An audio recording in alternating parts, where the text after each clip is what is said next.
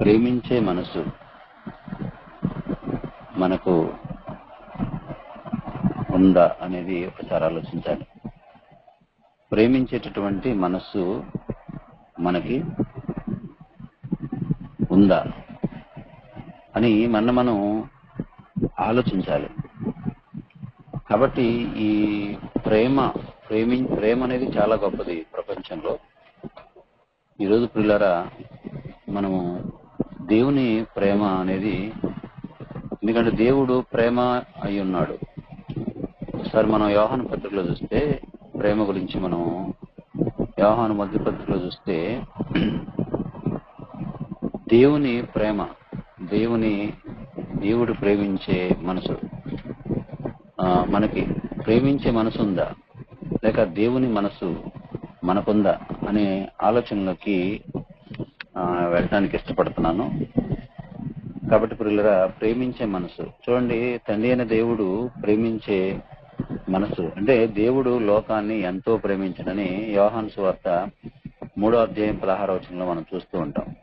నిజంగా దేవుడు ఎంతో లోకమును ప్రేమించను అని రాయబడిన మాట చూస్తే అసలు ఎంతగా ప్రేమించాడు? ఎంతో అంటే మనం అసలు ఆలోచన చేయాలి. అన్లిమిటెడ్ అన్నమాట. అంటే ఎంతగా ప్రేమించాడు అనేది తన యొక్క కుమారుని గురించి మనకి రాయబడిన లేఖనాలను బట్టి ఆయన మనసు చూడండి, ఈ అద్భుతం అన్నమాట. ఈరోజు ప్రియులారా, మనుషులుగా ఈ భూమి మీదకి వచ్చినటువంటి మన ఆత్మీయ జీవితాల్లో నిజంగా అంత మనసు మనకి సంపాదించుకోవాలి అనేది దేవుని యొక్క కోరిక. ఎంతగా ప్రేమించాడంటే ఒకసారి మనం ఆలోచన చేస్తే, మొదటి యోహాను పత్రిక 4వ అధ్యాయం చూస్తే 7వ వచనం, ప్రియులారా, మనము ఒకరినొకడు ప్రేమింతము, ఏలైనగా ప్రేమ దేవుని మూలంగా కలుగుచున్నది. ప్రేమించు ప్రతివాడు దేవుని మూలంగా పుట్టినవాడే దేవుణ్ణి ఎరుగును. దేవుడు ప్రేమ స్వరూపి, ప్రేమ లేని వాడు దేవుణ్ణి ఎరుగడు. మనం ఆయన ద్వారా జీవించినట్లు, అంటే యేసుక్రీస్తు ద్వారా జీవించినట్లు దేవుడు తన అద్వితీయ కుమారుని లోకంలోనికి పంపెను. దీనివల్ల దేవుడు మన యందుంచిన ప్రేమ ప్రత్యక్షపరచబడిను. మనం దేవుణ్ణి ప్రేమించటమని కాదు, తానే మనల్ని ప్రేమించి మన పాపములకు ప్రాయశ్చిత్తమై ఉండటకు తన కుమారుని పంపెను. ఇందులో ప్రేమ ఉన్నది. అంటే ప్రియులారా, మనం దేవాది దేవుని కోరిక ఏంటంటే ప్రేమ అనేది చూస్తే, మనం ఆలోచన చేస్తే ప్రియులారా, దేవుడు మనల్ని ఇలాగ ప్రేమింపగా మనం ఒకరినొకడు ప్రేమించబద్ధులమై ఉన్నాము. అంటే దేవునికి ఇష్టంగా దేవుని మనసు మనకుందా? దేవుని మనసు మనకుందా అంటే ఎస్. దీన్ని బట్టి మనం ఈరోజు ప్రియులారా, మనకు దేవుని మనసు అనేది రావాలి. దేవుని మనసు ప్రభువైన యేసుక్రీస్తు వారిలో మరి సంపూర్ణమై ఉంది దేవుని మనసు. కాబట్టి దేవుని మనస్సు యేసుక్రీస్తు వారిలో సంపూర్ణమై ఉంది. కాబట్టి సంపూర్ణమై ఉన్నటువంటి యేసుక్రీస్తును అనుసరిస్తున్నటువంటి మనలో కూడా ఆ మనస్సు అనేది మనకు రావాలి. ఆ మనసు మనలో ఉందా అనేది ఒకసారి ఆలోచించారండి. దేవుడు ఇలా మనం ఆలోచన చేస్తే, ఒకసారి ఎఫెసీ పత్రికలోకి వస్తే అక్కడ ఒక మంచి మాట రాయబడింది. ఎఫెసీలకు రాసినటువంటి పత్రికలో చూస్తే 2వ అధ్యాయంలో చూస్తే, మీ అపరాధముల చేత పాపముల చేత మీరు చచ్చిన వారై ఉండగా ఆయన మిమ్మల్ని క్రీస్తు కూడా బ్రతికించును. మీరు వాటిని చేయొచ్చు వాయుమండల సంబంధమైన అధిపతిని, అనగా అవిధేయులైన వారిని ఇప్పుడు ప్రేరేపించే శక్తికి అధిపతిని అనుసరించి ఈ ప్రపంచ ధర్మం చొప్పున మునుపు నడుచుకుంటుంది అంటున్నాడు. అంటే ప్రపంచ ధర్మం ఏంటంటే ఈ లోక సంబంధమైనటువంటి అవిధేయులైన వారిని ఇప్పుడు ప్రేరేపించే శక్తికి అధిపతి. అంటే ఈ లోకంలో ఉన్నటువంటి ఒకడున్నాడు, అపవాది ఉన్నాడు, వాడు ప్రేరేపించే శక్తి అన్నమాట. కాబట్టి మునుపు నడుచుకున్నారు మీరు. కాబట్టి అలాంటి పరిస్థితుల్లో చూస్తే ఇక్కడ మనం అందరము 3వ వచనం ఎఫెసీ 2:3, మనమందరము శరీరం యొక్కయు మనసు యొక్కయు కోరికలను నెరవేర్చుకొనుచు మనం ఆ శరీరాశలను అనుసరించి మునుపు ప్రవర్తించు ప్రవర్తించు కడమ వారి వలనే స్వభావ సిద్ధముగా దైవోగ్రతకు పాత్రలమై ఉంటుంది. కాబట్టి ప్రియులారా, అయినను చూసారా, అంత వ్యతిరేకమైనటువంటి పరిస్థితుల్లో మనం ఉన్నప్పటికీ కూడా దేవుని మనసు చూడండి, ఎంత వ్యతిరేకులుగా మారిపోయామో మనం. దేవుని మనసు అనేది లేకుండా పోయింది. అలాంటి భయంకరమైనటువంటి పరిస్థితుల్లో ఉన్నప్పుడు ఏమండి, దేవుడు కరుణా సంపన్నుడయుండి మన అపరాధముల చేత చచ్చిన వారమై ఉండనప్పుడు సైతం మన ఎడల చూపిన తన మహాప్రేమ చేత, చూడండి, తన మహాప్రేమ చేత మనల్ని క్రీస్తు కూడా బ్రతికించును. కాబట్టి ప్రియులారా, మనం ఆలోచన చేస్తే దేవుని ప్రేమ ఈ ప్రపంచంలో ప్రియులారా ప్రభువైన యేసుక్రీస్తు వారు నందు సంపూర్ణమునై ఉంది. కాబట్టి మన ఆత్మీయ జీవితాలలో ఏమండి ఒకసారి ఆలోచన చేస్తే ప్రేమకు పెద్దపీఠము, ప్రేమించే అంటే లోక సంబంధమైనటువంటి ప్రేమ కాదండి. లోకం అంతా కూడా ప్రేమ అనే పేరుతో ప్రపంచం ఆ ప్రేమను పాడు చేశారండి. ప్రేమ అనే పదానికి అసలు ఆ ప్రేమ అనే పదానికి దాన్ని ఎలా మారిపోయిందంటే దారుణంగా మార్చేశారు. ప్రేమ అనే 2 అక్షరాలని ఏమండి శరీరానికి ఆస్వాదం చేశారు తప్ప అసలు ప్రేమ అనేది ఎలా ఉంటుందో ఈ ప్రపంచానికి ప్రభువైన యేసుక్రీస్తు ద్వారానే ప్రేమకు నిర్వచనం తెలిసింది ప్రియులారా.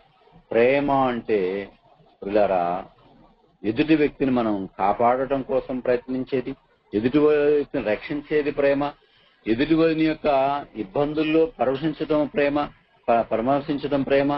ప్రేమ అనేది ప్రియులారా శరీర సంబంధమైనటువంటి ఏమండి మోసపూరితమైనటువంటి వాటికి ఏమండి ప్రేమను ఒకరినొకరు ప్రేమ అనే పేరుతో ఈరోజు ప్రియులారా మరి చాలా మంది ఏమండి ఆ ప్రేమ అనే 2 అక్షరాలకి నిర్వచనం లేకుండా చేశారు. కాబట్టి ఈ రోజు ప్రియులారా మనం ఆలోచన చేస్తే, ఒకసారి మనం ఆలోచన చేస్తే ప్రియులారా ఈ ఎంతగా దేవుడు ప్రియులారా దేవుని ప్రేమ ఒకసారి మనం ఆలోచన చేస్తే ప్రియులారా దేవుని ప్రేమ మనుషుల్లో, దేవుని మనసు మనుషుల్లో కంటే కూడా దేవుని మనసు, దేవుని ప్రేమ మనలో ఉందా అంటే మానవుల్లో కంటే కూడా దేవుని ప్రేమ మనుషుల కంటే కూడా ఈ సర్వలోకంలో ఉన్నటువంటి ఏమండి సర్వ సృష్టిలో దేవుని మనసు కనపడుతుంది, దేవుని ప్రేమ కనపడుతుంది ప్రియులారా. నిజంగా ప్రియులారా సర్వలోకంలో ఉన్నటువంటి సర్వ సృష్టి కూడా దేవుని మనసును ధరించుకుంది, దేవుని లక్షణాలను ధరించుకుంది, దేవుని ప్రేమను చూపిస్తుందండి. సర్వ సృష్టిలో కాదండి, జీవరాశులను కూడా చూడండి. జీవరాశులు ప్రియులారా ఏమండి ఒక పక్షులను చూడండి. ఈరోజు ప్రియులారా పక్షులు ఎందుకు ఉన్నాయని మనం అనుకుంటే పక్షులు కూడా మనకు ఆత్మీయ జీవితంలో ఈరోజు మనుషుల కొరకే ఈ సృష్టిలో సర్వజీవులు బ్యాలెన్స్ చేస్తున్నాయి. ఈ సర్వ మానవాళి కొరకు కూడా ఏమండి దేవుని ప్రేమను పంచుతున్నాయండి. పక్షులు నిజంగా మనల కంటే వాటికి నిజంగా లగ్జరీ జీవితం లేదండి. మనకి ఇల్లుంది, మనకి ప్రియులారా శ్రేష్టమైనటువంటి సర్వ పదార్థాలు ఉన్నాయి, శ్రేష్టమని మనకి ఎన్నో ఉన్నాయి. ఎన్నో ఎన్నో ఎన్నో అనుభవించేది సర్వ సృష్టిలో అన్ని అనుభవించేది ఎవరై అంటే మనమే అనుభవిస్తున్నటువంటి మానవుల్లో దేవుని మనస్సు, దేవుని ప్రేమ ఉందా అంటే, దేవుని మనసు ఉంటే, దేవుని ప్రేమ ఉంటే ఈరోజు ప్రియులారా మన మనుషుల్లో ఇంత ఘోరమైనటువంటి సంఘటనలు దేశం మొత్తం మీద మనుషుల్లోనే ఏమండి చంపుకోవడం, మనుషులను మోసం చేసుకోవటం, మనుషుల్ని చంపుకోవటం, ఏమండి దేశాలు కొట్టుకోవటం. ఈరోజు శాంతి సమాధానం లేకుండా అస్తవ్యస్తంగా నిజంగా ఈరోజు దేశాల్లో ఉన్నటువంటి మనుషులు అందరూ కూడా అసలు శాంతి సమాధానం లేనటువంటి జీవితాలలోనే కొట్టుమిట్టాడుతున్నటువంటి పరిస్థితి. కానీ ఆకాశ పక్షుల్ని చూడండి అంటున్నాడు యేసుక్రీస్తు వారు. చూడండి ఎంత గొప్ప మాట అండి. పక్షుల్ని చూపించి పాఠం నేర్పుతున్నాడు యేసుప్రభు వారు. మత్తయి సువార్తలో మనం ఒకసారి చూస్తే ప్రియులారా, మత్తయి సువార్త 6వ అధ్యాయంలో చూస్తే ఇక్కడ మనం ప్రియులారా చూస్తే యేసుప్రభు వారు నిజంగా ఎంత చక్కగా చెప్తున్నాడంటే 6వ అధ్యాయంలో ఇక్కడ ప్రియులారా చూడండి 26వ వచనం చూస్తే ఆకాశ పక్షుల్ని చూడుడి, అవి విత్తవు కోయవు కొట్లలో కూర్చుకునవు, ఆయన మీ పరలోకపు తండ్రి వాటిని పోషిస్తున్నాడు. అంటే చాలా ఆనందమైనటువంటి జీవితం అని గడుపుతున్నాయండి పక్షులు. ఏమండి మీరు వాటికంటే బహుశ్రేష్ఠులు కారా అంటే ఏమండి వాటికంటే కూడా శ్రేష్టమైనటువంటి ఈవుల్ని మనం అనుభవిస్తున్నాం. దేవుడు నిజంగా ప్రియులారండి, ఈ రోజు మనం ఉదయం నుంచి సాయంత్రం వరకు పుట్టిన మొదలుకొని చచ్చిపోయేంత వరకు అనేక అవసరాలను దేవుడు ఏమండి పక్షుల కంటే కూడా మనని గొప్పగా పోషిస్తున్నాడండి. కానీ పక్షుల్లో చింత లేదు. ఏమండి పక్షుల్లో చింత లేదు ప్రియులారా, సర్వజీవులలో చింత లేదు, సర్వలోకంలో ఉన్నటువంటి సర్వజీవుల్లో చింత లేదు. కారణం ఏంటయ్యా అంటే వాటన్నిటికీ కూడా దేవుని ప్రేమను సంపాదించుకున్నాయి. 145వ కీర్తనకు వస్తే 145వ కీర్తన చూస్తే ప్రియులారా ఒక మంచి మాట రాయబడినటువంటి మాట చూద్దాం. 145వ కీర్తనలో చూస్తే అక్కడ దావీదు కీర్తనలో చూస్తే 145 15వ వచనం చూస్తే ప్రియులారా ఒక మంచి మాట రాయబడింది. 145 15 చూస్తే సర్వజీవుల కన్నులు నీ వైపు చూస్తున్నవి, తగిన కాలమందు నీవు వాటికి ఆహారం ఇచ్చుదువు, నీవు నీ గుప్పిలీపి ప్రతి జీవి కోరికను తృప్తిపరుస్తున్నావు. బా ఎంత గొప్ప మాట అండి. సర్వజీవులు కూడా ఆయన వైపు చూస్తున్నాయి కాబట్టి తృప్తిగా ఉన్నాయి, ఆయన వైపు చూస్తున్నాయి కాబట్టి శాంతిగా ఉన్నాయి. నిజంగా ఆయన మనస్సుని కలిగి ఉన్నటువంటి దృష్టి, ఆయన మనస్సు ఉంది. నిజంగా ప్రియులారా సర్వజీవులు కూడా ఆయన మనస్సు కలిగి ఉన్నాయి, ఆయన ప్రేమను కలిగి ఉన్నాయి. అందుకే యేసు ప్రభు వారు మత్తయి సువార్తలో ఏమన్నారంటే చూడండి ఆకాశ పక్షులను చూడండి. ఎందుకు చూడమన్నాడంటే అవి దేవుని వైపు చూస్తున్నాయి, దేవుని ప్రేమను సంపాదించుకున్నాయి. దేవుని ప్రేమను సంపాదించుకున్నాయి కాబట్టి అవి ప్రశాంతంగా ఉన్నాయి, వాటిలో ప్రేమ ఉంది. వాటిని పోషించేటటువంటి దేవుడు ఏమండి మిమ్మల్ని కూడా అంతకంటే గొప్పమైన శ్రేష్టమైనటువంటి వాళ్ళు మీరు అని చెప్తున్నాడు యేసు ప్రభు వారు. 27వ వచనం మీలో ఎవడు చింతించుట వలన తన ఎత్తు మోడెక్కువ చేసుకొనగలడు. ఈరోజు ప్రియులారా మానవ లోకంలో మనుషులలో నిజంగా ప్రియులారా అన్ని చింతలే వెంటాడుతూ ఉన్నాయి. చింతలండి అన్ని. ఇక అంటే మనకి నిజంగా ప్రియులారా పిల్లల చదువుల విషయంలో చింతలు, ఏమండి వాస్తవంగా చెప్పాలంటే వ్యాపారం చేస్తున్నటువంటి వాళ్ళ చింతలు, నిజంగా రకరకాల చింతలతో మనుషులే ఎందుకు చింతిస్తున్నారు అంటే కారణము పరలోకపు తండ్రి మనసు ప్రేమను ధరించుకోకపోవటమే. పరలోకపు తండ్రి మనసుని ప్రేమ, అందుకనే దేవుని ప్రేమ, దేవుని మనసు, దేవుని ప్రేమ మనలో ఉందా అనేది, దేవుని మనసు మనకుందా? నిజంగా పిల్లరా ఇక్కడ యేసు ప్రభు వారు చెప్తున్నాడండి ఆకాశ పక్షుల్ని చూడండి అంటున్నాడండి.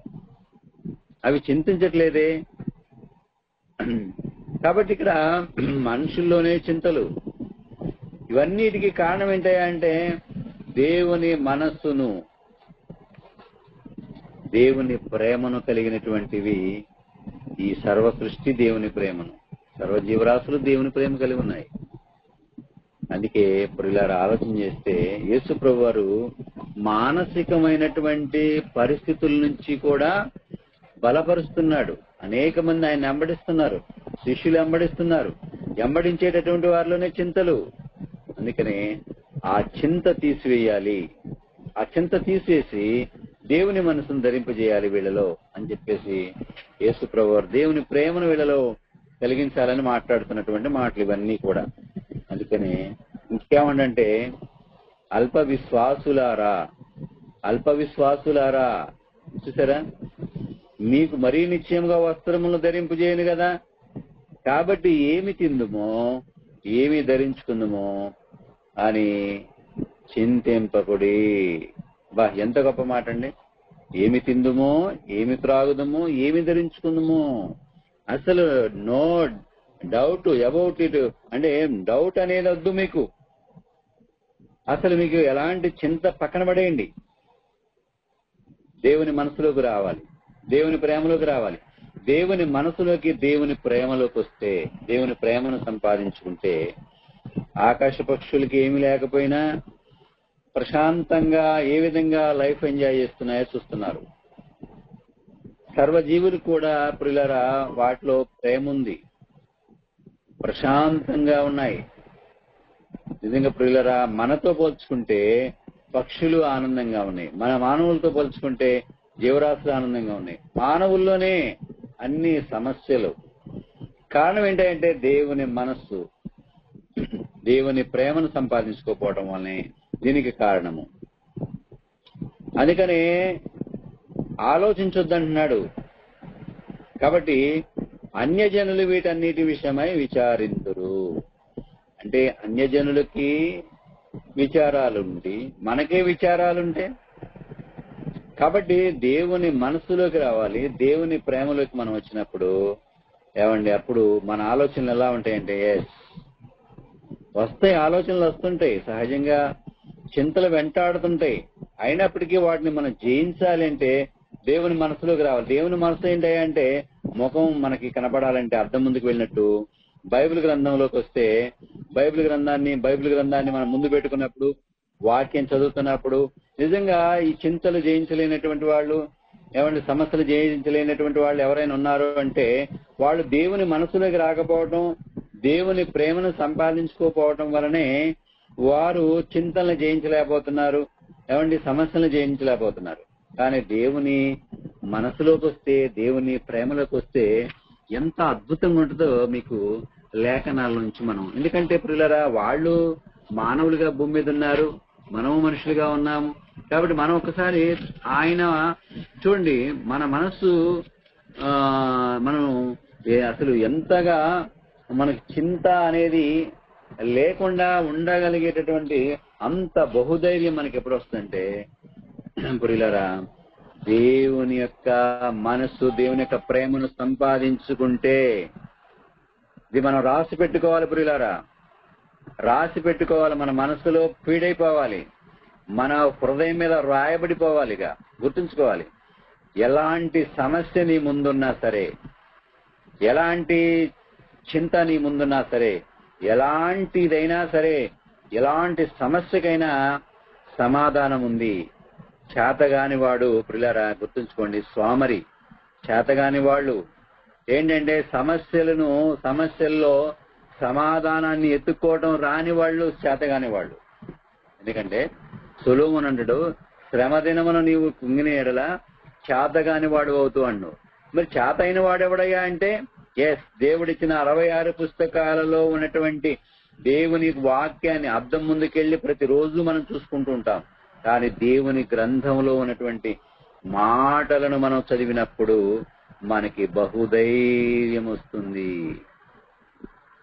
ఆలోచించండి ప్రియులారా, ఇంతగా మనకి చింతలను జయించాలన్నా, సమస్యలను జయించాలన్నా వస్తాయి. మానవ దేహంలో ఉన్న మనకి ఎదురవుతుంటాయి. ఎదురైనటువంటి వాటిని జయించటానికి దేవుని మనసు మనకు కావాలి, దేవుని ప్రేమ మనకు కావాలి. దేవుని మనసే మనకుంటే ఎదురొచ్చిన సమస్య గురించి చింతపడం. ఒకసారి ఉదాహరణకి డెమో చూపిస్తాను మీకు. డెమో అంటే రియల్లీ జరిగినటువంటి డెమో. దానియేలు గ్రంథము 3వ అధ్యాయము, దానియేలు గ్రంథం 3వ అధ్యాయము 16వ వచనం చూస్తే ప్రియులారా చూడండి, 15వ వచనం చూస్తే ఏమన్నాడంటే, నా చేతిలో నుండి మిమ్మల్ని ఇడిపింపగల దేవుడు ఎక్కడున్నాడు?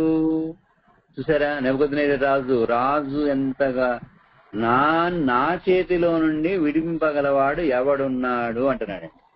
చూసారా ఎంత మాట్లాడుతున్నాడు. దానియేలు గ్రంథము 3వ అధ్యాయం తెలిసినటువంటి సంగతులే ప్రియులారా. మనకు తెలిసినటువంటి సంగతుల్లోనే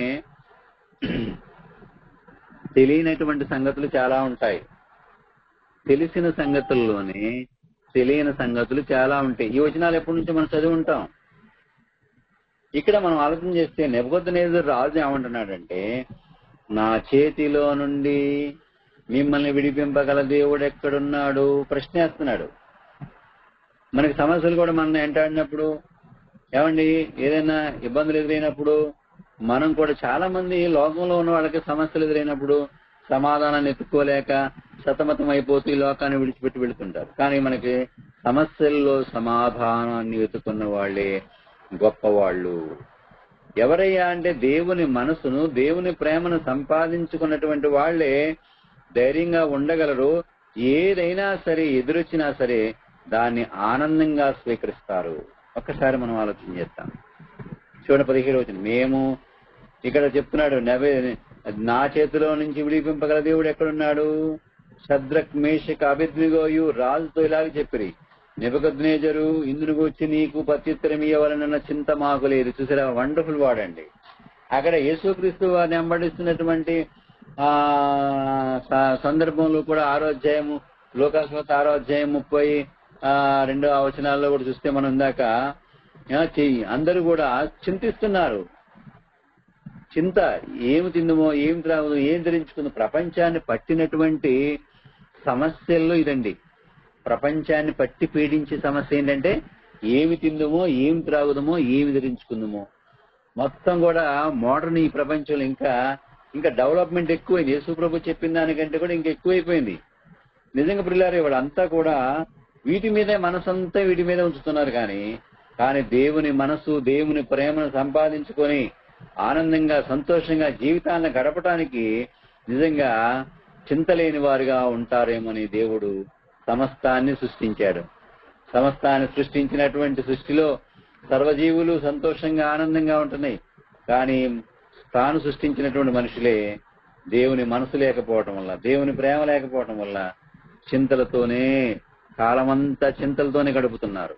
ఇక్కడ మనం ఆలోచన చేస్తే నెబుకద్నెజరు రాజుతో అంటున్నటువంటి మాటలు చూస్తే, అయ్యా మాకేమాత్రం చింత లేదు. చూసారా ఎంత గొప్ప మాట, ఎంత దేవుని మీద దేవుని మనసు ఉందండి వాళ్ళకి. మేము సేవించుచున్న దేవుడు మండుచున్న ఏడిమి గల అగ్నిగుండంలో నుండి మమ్మల్ని తప్పించి రక్షించుడు సమర్థుడు. అంత కాన్ఫిడెన్స్ ఉందా? మనకి సమస్యలు ఎదిగినప్పుడు మమ్మల్ని రక్షిస్తాను మా దేవుడు ఉన్నాడు అనగా అంత కాన్ఫిడెన్స్ ఉందా మనకి? ఆ మనసు దేవుని మనసు ఉందా? దేవుని ప్రేమ మనలో ఉందా అనేది మనం ఒక్కసారి ఆలోచించాలి. సమస్యలు వచ్చినాయని, ఏమండి ఇబ్బందులు వచ్చినాయని, ఇరుకులు వచ్చినాయని చెప్పేసి ఏమండి ఎదురవుతూనే ఉంటాయండి ప్రియులారా. మనకి ఇవన్నీ కూడా జీవితంలో ఒక సక్సెస్ కోసం ఎదురవుతుంటాయండి. ఒక మంచి సక్సెస్ రావాలంటే ఏమండి సమస్యలు వచ్చినప్పుడే సక్సెస్ సాధిస్తావు. సమస్యలు లేకపోతే నీకు సక్సెస్ రాదు. సమస్యలలో నుంచి ఇక్కడ చూసారా ఒక సక్సెస్, దేవునిలో సక్సెస్ అవడానికి వచ్చిందండి వీళ్ళకి సమస్య. అంటున్నారు, అయ్యా నీ వశం పడకుండా ఆయన మమ్మల్ని రక్షించు. ఒకవేళ ఆయన రక్షించకపోయినా, చూసారా ఎంత గొప్ప విశ్వాసాన్ని కనపరుస్తున్నారండి. అంటే చింతించట్లేదండి, వాళ్ళ మనస్సులో ఏ మాత్రం చింత లేదండి. చింత ఎవరిలో ఉంటుందో బాగా నోట్ చేసుకుని పెట్టుకోవాలి మనం. చింత ఎవరిలో ఉంటుందంటే దేవుని మనసు లేని వాళ్ళలో చింత ఉంటుంది.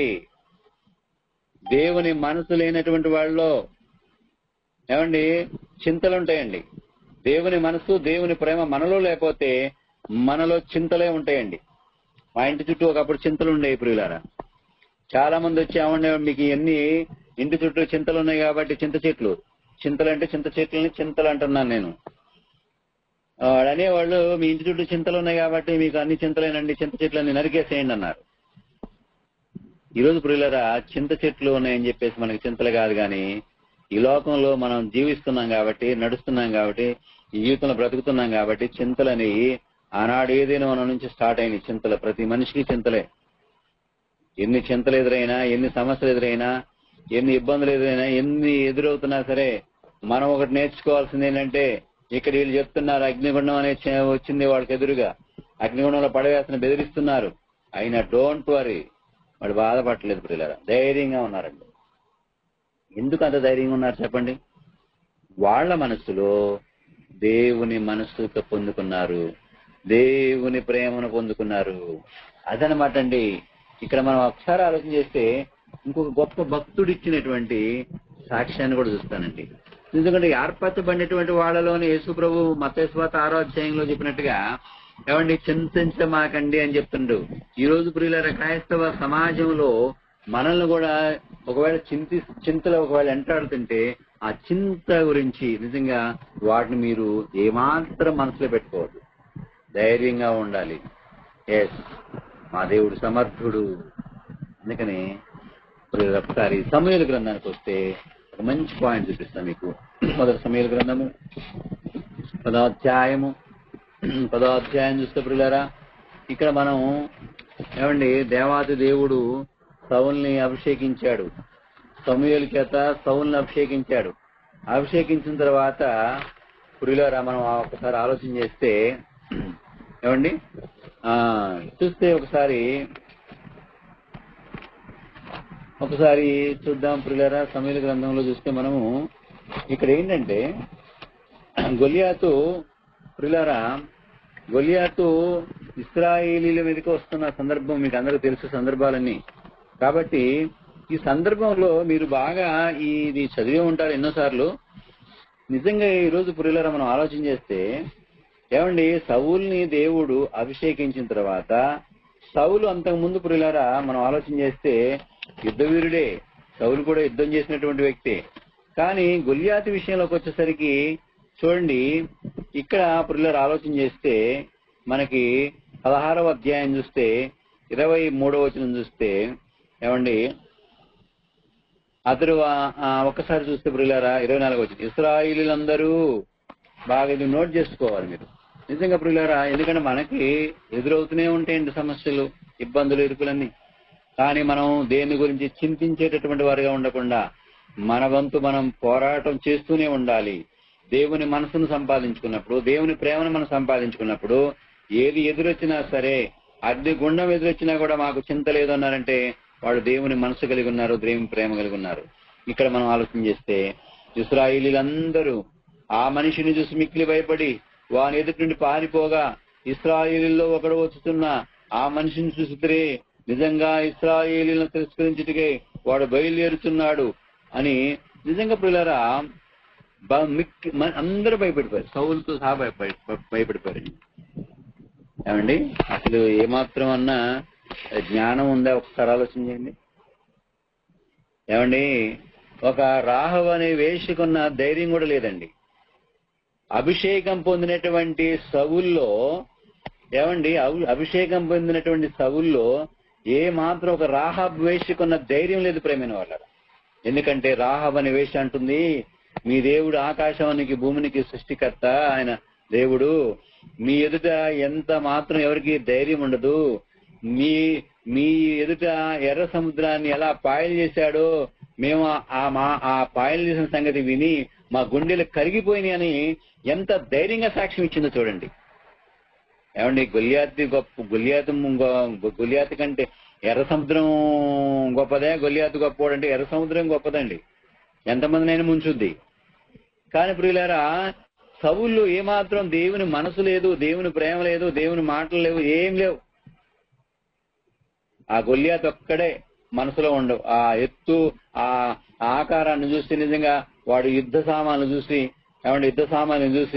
వాడి మాటలను చూసి నిజంగా ప్రియులారా వాడి యొక్క భయంకరమైనటువంటి ఆ పొజిషన్ చూసి వాడిని నిజంగా ప్రియులారా అందరూ కూడా ఏమైపోయారో తెలుసండి? ఇశ్రాయేలీయులందరూ కూడా చూడండి 33వ వచనం చూస్తే దావీదు అన్నాడు, ఈ ఫిలిష్తీయుని బట్టి ఎవరి మనసును కృంగ నిమిత్తం లేదు, ఈ దాసునని నేను వానితో పోట్లాడదును అని దావీదు సౌలుతో అనగా. ఏమండి, పేరుకు రాజు కానీ ప్రియులారా చూసారా ఏమైపోయాడు?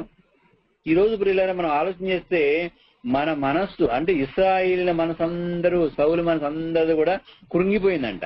అంటే మనకు ఎదురవుతున్నటువంటి సమస్యను బట్టి మనం కృంగిపోవద్దు. ఎందుకంటే దేవుని మనసు కలిగినటువంటి వాళ్ళం, మనం దేవుని ప్రేమను కలిగినటువంటి వాళ్ళం. కాబట్టి దేవుని మనసు, దేవుని ప్రేమ మనలో నిక్షిప్తం చేసుకుంటే, ఆయన్ని మన హృదయంలో పెట్టుకుంటే ప్రతి దానికి దేవుడు సమాధానపరిచేటటువంటి దేవుడు, శాంతినిచ్చేటటువంటి వాడు, నిజంగా ప్రియుల ధైర్యాన్ని ఇచ్చేటటువంటి వాడు. కాబట్టి ఆ మనసు, ఆ ప్రేమను సంపాదించుకోవాలి. ఆ ప్రేమ, ఆ మనసు మనకున్నప్పుడు మనము చింతించాల్సిన అవసరం లేదు. దావీదుకి ఏమాత్రం కూడా మనసు కృంగిపోవట్లేదండి, ఆనందంగా పొంగిపోతున్నాడు. సమస్య ఎదురైతే ఎవరైనా పొంగిపోతారా చెప్పండి? కృంగిపోతారా? కృంగిపోతారు, పొంగిపోరు. అంటే ఆనందంతో ఉప్పొంగరు, ఆనందంగా ఉండరు, అసలు భయపడిపోతుంటారు. కానీ ఇక్కడ దావీదు చూసారు ఎంత ఆనందంగా ఉన్నాడు చూడండి, ఎంత ధైర్యంగా ఉన్నాడు చూడండి. కాబట్టి నేను చెప్పదలుచుకుంది ఏంటంటే ప్రియులారా, మన ఆత్మీయ జీవితంలో, ఆత్మీయ పోరాటంలో మనకి ఎదురవుతున్నటువంటి ప్రతి దానికి కూడా మనం జయించగలగాలి అంటే, జయించే శక్తి మనకు కావాలి అంటే దేవుని మనసు, దేవుని ప్రేమ కలిగి ప్రతి కార్యాన్ని కూడా మనం చేయగలం. కాబట్టి ప్రేమైన దేవుని సంగమా, ఈ రాత్రికాల సమయంలో దేవుని మనసు, దేవుని ప్రేమ కలిగి ఉన్నప్పుడు దేవుడు ప్రియులారా మన పక్షాన ఆయన నిలబడి ప్రతి కార్యాన్ని జరిగిస్తాడు 100%. ఎందుకంటే దావీదు అన్నాడు, సింహంతో ఎలుగుబంటిని నేను కూడా చంపాను, జీవం గల దేవుని సైన్యం తిరస్కరించడానికి ఈ సున్నతి లేని ఫిలిష్తీయుడు వాటిలో ఒకదాని వలె అవుతాడు. ఎంత ధైర్యంగా ఉన్నాడండి. దేవునిలోకి వచ్చిన తర్వాత, ప్రభువైన యేసుక్రీస్తుని రక్షణ పొందిన తర్వాత మనం కూడా బహు ధైర్యంగా నిలబడాలి. దేవుని ప్రేమను చూపించాలి, దేవుని మనసును చూపించాలి. అప్పుడు ఎదుటి వాళ్ళు ఎంతటి వాళ్ళైనా సరే మన ముందు ప్రేమైన వాళ్ళరా చాలా తక్కువగానే ఉంటారు ప్రియులారా, పారిపోతారు, మన ఎదుట ఉండరు. మనం దేవుని మనసు, దేవుని ప్రేమ కలిగి ఉండి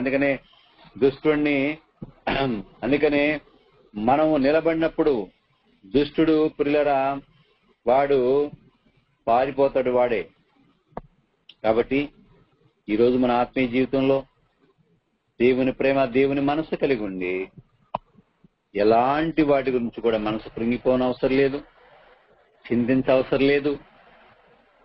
కాబట్టి మనం అందరం కూడా ఒక దేవుడిని ఏ విధంగా ప్రేమించాడు, దేవుని మనసు ఎలా కలిగి ఉన్నాడు, దేవుని ప్రేమను ఎలా కలిగి ఉన్నాడు, ఒక షద్రక్ మేషక్ అబ్దెనెగోలు దేవుని మనసు, దేవుని ప్రేమను ఎలా కలిగి ఉన్నారు. మన యొక్క జీవితాల్లో, సర్వలోకంలో, సర్వ సృష్టిలో ఈ పక్షులు ఎంత చక్కగా దేవుని మనసు కలిగి ఉన్నాయో సర్వజీవులు. మనం కూడా దేవుని మనసు, దేవుని ప్రేమ కలిగి ఉన్నప్పుడు ఆత్మీయ జీవితాలలో ప్రియులారా ఏది ఎదురొచ్చినా సరే మనం దేనినైనా జయించగలిగే శక్తివంతులుగా దేవుడు మనం మారుస్తాడు. ప్రార్థన చేసుకుందాం.